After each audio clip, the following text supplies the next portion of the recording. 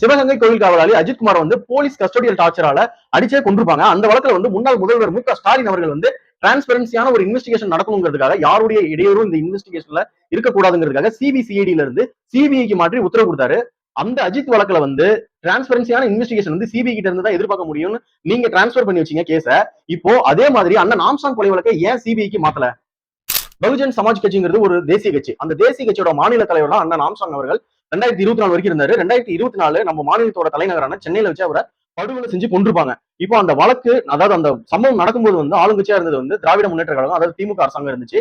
அப்போ வந்து அவங்க என்ன பண்றாங்கன்னா, இந்த வழக்குல சம்பந்தப்பட்ட 27 நபர்கள் சொல்லி ஒரு நிறைய பேர் இந்த கேஸ்ல அரெஸ்ட் பண்ணி ஜெயில வச்சிருப்பாங்க. அப்புறம் குண்டாஸ் மூவ் பண்ணிருப்பாங்க. இப்போ அண்ணன் ஆம்ஸ்ட்ராங் அவர்கள் சம்பந்தப்பட்டவங்க, அதாவது விக்டிம், பாதிக்கப்பட்ட தரப்புல இருந்து சென்னை ஹைகோர்ட்ல வந்து ஒரு பெட்டிஷன் ஃபைல் பண்ணிருப்பாங்க. என்னன்னு சொல்லி கேட்டீங்கன்னா, எங்களுக்கு வந்து சிபிஐ விசாரணை வேணும், இந்த கவர்மெண்ட் மேலேயும் இந்த போலீஸ் அபிஷியல்ஸ் மேலேயும் எங்களுக்கு நம்பிக்கை இல்லை, இது வந்து ஒருதலை பட்சமா இருக்கிறதுக்கு அதிகபட்ச வாய்ப்பு இருக்குன்னு சொல்லி சிபிஐ விசாரணை கேட்கறாங்க. மாண்புமிகு சென்னை உயர்நீதிமன்றமும் சிபிஐ விசாரணைக்கு வந்து ஆர்டர் கொடுத்துறாங்க. அதாவது இந்த வழக்கை வந்து சிபிஐ விசாரிக்கணும்னு சொல்லி சென்னை உயர்நீதிமன்றம் உத்தரவு கொடுத்திருக்காங்க. ஆனா இந்த வழக்கை வந்து சிபிஐ விசாரிக்கவே கூடாதுன்னு சொல்லி சென்னை உயர்நீதிமன்ற உத்தரவை எதிர்த்து திமுக அரசாங்கம் வந்து மாண்புமிகு உச்சநீதிமன்றத்துல அப்பீல் ஃபைல் பண்ணிருப்பாங்க. அந்த ஃபைல் பண்ண அப்பீல்ல 2 அப்பீல் வந்து டிஸ்மிஸ் ஆயிருக்கும். 3வது அப்பீல் தொடர்ந்து போராடி 3வது தடவை பெட்டிஷன் ஃபைல் பண்ணி அவங்க, அதாவது சென்னை உயர்நீதிமன்றம் கொடுத்த உத்தரவுக்கு வந்து ஸ்டே வாங்கியிருப்பாங்க. என்னன்னு பாத்தீங்கன்னா, சிபிஐ வந்து அண்ணன் ஆம்ஸ்ட்ராங் வழக்க, கொலை வழக்கை வந்து விசாரிக்க கூடாது அப்படின்னு சொல்லி ஆனரபிள் சுப்ரீம் கோர்ட் வந்து ஸ்டே கொடுத்திருப்பாங்க.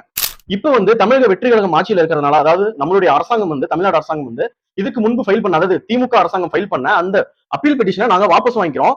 சென்னை உயர்நீதிமன்றம் என்ன உத்தரவு கொடுத்துச்சு? சிபிஐ விசாரிக்க சொல்லி உத்தரவு கொடுத்துச்சு. அதன்படியே அண்ணன் ஆம்ஸ்ட்ராங் கொலை வழக்க சிபிஐ விசாரிக்கட்டும், எங்களுக்கு எந்தவித ஆட்சேபனையும் கிடையாதுன்னு சொல்லி முதல்வர் அவர்கள் தலைமையில வந்து ஏற்கனவே திமுக அரசாங்கம் ஃபைல் பண்ண அந்த பெட்டிஷன் வந்து வாபஸ் வாங்கிட்டாங்க.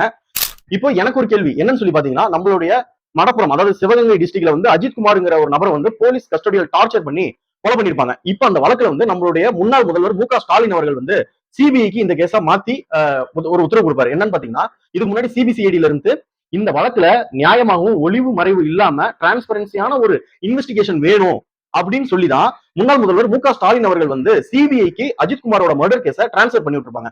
இப்போ ரெண்டுமே கொலை வழக்கு தான், ஆனா கிராவிட்டி ஆஃப் அஃபென்ஸ் வேற.